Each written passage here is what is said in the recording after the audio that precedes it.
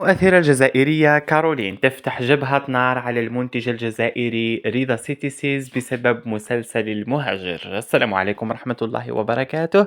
الزلف اللون، مرحبا بكم مع إلياس. اشتركوا في القناة وفعلوا الجرس هكذا باش يوصلكم كل جديد.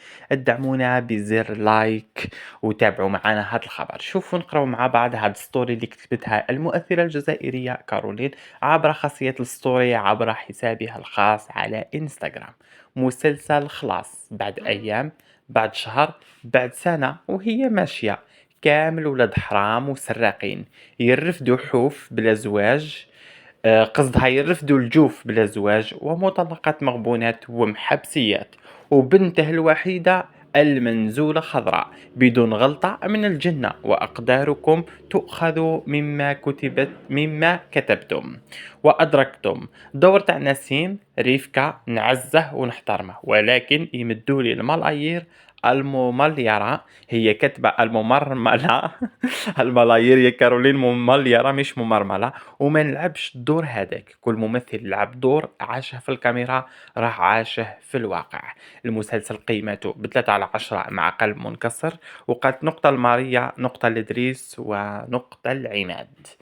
وايضا يعني واحد كتب لها ميساج قال لها دخلي روحك بزاف في شكون شاورك انت ريتاع مشاكل وإلى غير ذلك. قلت له كمتفرجة ضيعت في ساعات من وقتي، من حقي نحكي، لا يمد صلة لا بالواقع ولا بالتمثيل.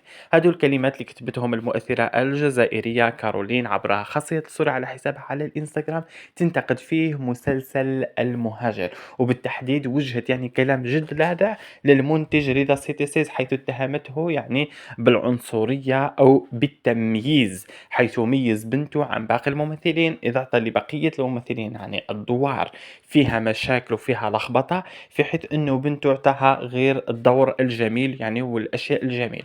وربطته أيضا ب أقداركم تؤخذ من أفواهكم، أو أقداركم تؤخذ بما كتبتم. يعني هو لما كتب السيناريو أو لما اختار شخصية السيناريو، شاف الشخصية الجميلة اعطاها لبنته باش تعيش يعني حياة جميلة. أما باقي الممثلين فما نقولش، فهي أكيد ما تكونش قصدت أنه اختارهم لهذيك الأدوار بال يعني بصفة قاصدة، ولكن هو اختار الشيء الجميل لبنته، وما خممش على أولاد الناس إلى أنهم راح يعيشوا واش عاشوا في هذا المسلسل أو لا. أنتم واش رايكم في واش كتبت كارولين؟ أسكو معاها حق ولا لا؟ وأسكو تأمنوا بهذا المقولة أنه قادر تمثل حاجة وتعيشها في واقعك ولا لا؟ اشتركوا في القناة، فعلوا الجرس هكذا باش توصلوا كل جديد، ويا درا رضا سيتي سيز حيريبوندي عليها ولا لا. وإلى اللقاء.